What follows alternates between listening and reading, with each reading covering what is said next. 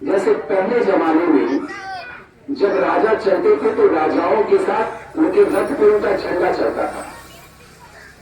उस झंडे को देखकर लोग समझ जाते थे कि ये कौन सा राजा है, इसकी पहचान क्या है। जैसे भगवान शिव है, भगवान शिव को कहा जाता है वृषभ ध्वजा,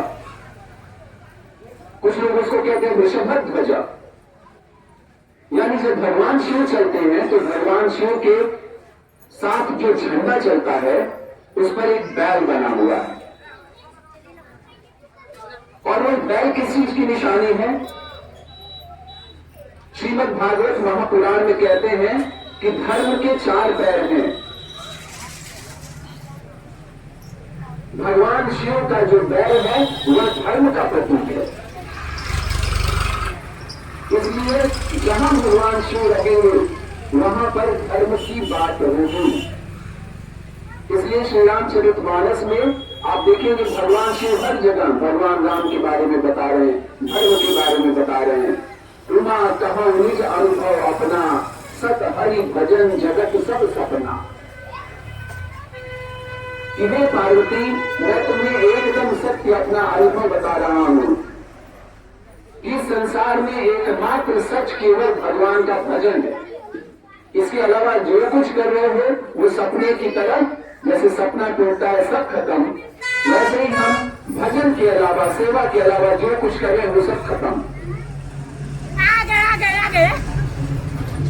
भगवान विष्णु को कहा जाता है गरुड़ ध्वज। भगवान विष्णु जब चलेंगे तो उनके ध्वज पर, उनके झंडे पे गरुड़ बना हुआ है। गरुड़ का काम क्या है? गरुड़ महाराज का काम है जहां पर भी अमंगल होता हो उस अमंगल को नष्ट कर देना।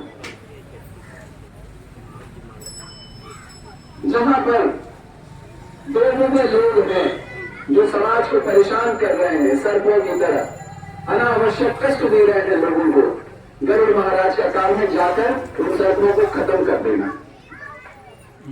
इसलिए जब भगवान श्री राम और उनके छोटे भाई लक्ष्मण पूरी बंदर सेना के साथ नागपाश में बंधे हुए थे, सांपों ने भगवान को बांध लिया था। ऐसा प्रचंड बाण छोड़ा था रावण के पुत्र मेघनाद ने कि भगवान राम और लक्ष्मण दोनों को, उनकी लीला है वही जाने क्या दिखाना चाह रहे थे। सांपों के जहर से बेहोश होकर पड़े हुए हैं, और उस समय हनुमान जी महाराज, सारे अमंगल नष्ट करने वाले हनुमान जी महाराज जाते हैं और गरुड़ देव को बुलाकर लाते हैं।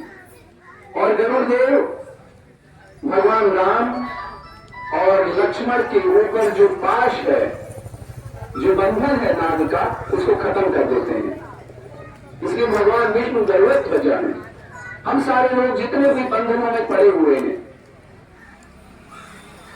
हमारा जो समाज विषाक्त होता जा रहा है, जहरीला होता जा रहा है, और उस जहर का असर हमारे ऊपर भी हो रहा है। भगवान विष्णु का जो झंडा है उसमें बैठे गरुड़देव इस जहर का असर हमारे ऊपर नहीं करेंगे।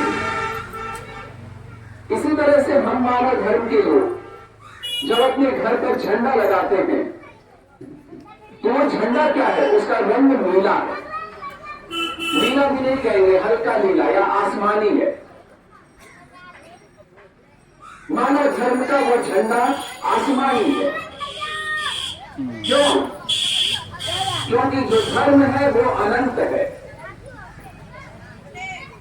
भगवान विष्णु का रूप नीला है, अनंत है। भगवान शिव गोरे हैं, कर्पूर गौरम, लेकिन इसके बाद भी भगवान शिव भभूत लपेट कर सांवले नीले हो जाते हैं। क्यों? क्योंकि धर्म का रूप अनंत है। भजन की शाखाएं अनंत हैं। आप नहीं कह सकते हो कि यही गुरु सबसे बड़े हैं। आप नहीं कह सकते हो कि ये भगवान सबसे बड़े हैं। आप नहीं कह सकते कि यही धर्म, यही आश्रम सबसे बड़ा है, क्योंकि भगवान तक जाने के अनंत रास्ते हैं। हर गुरु अपने आप में पूर्ण है, हर देवी, हर देवता अपने आप में पूर्ण है। इसलिए जो मानव धर्म का झंडे का रंग है वो रंग है आसमानी। जैसे ये आसमान अनंत है वैसे ही ये धर्म अनंत है। इसमें कोई भी आ सकता है, किसी जाति का व्यक्ति आ सकता है, किसी धर्म का व्यक्ति आ सकता है, कोई औरत आ सकती है, बच्चा आ सकता है, बूढ़ा आ सकता है, किन्नर आ सकता है, किसी देश का आदमी आ सकता है। ऐसा नहीं है कि मानव धर्म केवल हिंदुओं का है या मुसलमानों का है या इस जाति का है या उस जाति का है। यह इसीलिए इस झंडे का रंग रखा गया अनंत, अनंत का रंग। इसका कोई अंत नहीं है, आसमानी। और मानव धर्म के झंडे में बीच में एक पीले रंग का गोला बना हुआ है, वृत्त बना हुआ है। यह गोला किस लिए है? यह गोला प्रतीक है न्याय का। यह पीला रंग प्रतीक है न्याय का, क्योंकि जहां न्याय होता है, जिस समाज में न्याय होता है वह समाज सुंदर होता है। इसलिए आप देखेंगे भगवान श्री कृष्ण पीतांबर पहनते हैं, भगवान श्री राम पीतांबर पहनते हैं। पीला रंग सुंदरता का प्रतीक है, उनसे सुंदर कुछ है ही नहीं। और इस समाज के लिए सुंदर क्या है? इस समाज के लिए सुंदर है न्याय।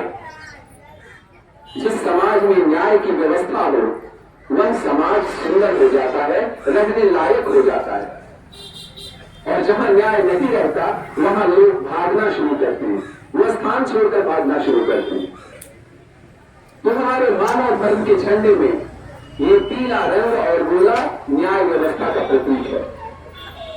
और जिसके भी घर पर ये मानव धर्म का झंडा लगा हुआ है, जिस स्थान पर ये मानव धर्म का झंडा लगा हुआ है, उस पूरे स्थान में, उस पूरे गांव में कोई भी अगर परेशान है, अन्याय से परेशान है, शोषण से परेशान है, गरीबी से परेशान है, भूखमरी से परेशान है, दवा के पैसे न होने से परेशान है, तो वह आदमी या औरत कोई भी जिसने भी वो झंडा लगा रखा है उसके घर पर जाकर कह सकता है कि मुझे भूख लगी है। ये झंडा लगाना जिम्मेदारी है। ये झंडा यूं ही नहीं लग गया कि हाँ ये झंडा लगा दिया तो हमारा अमंगल खत्म हो जाएगा।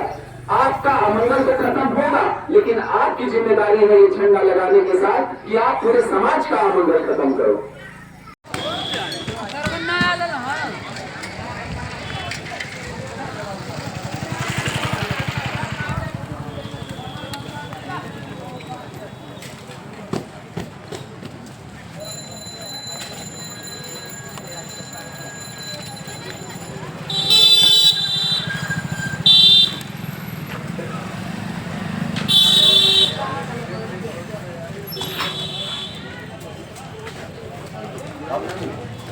खाना भयो खाना पहले खत्म करा देते हैं अभी 10 लिखा लिखा हो जाए खा तो देते हैं अभी। हाँ देते तो पहुँचा देंगे।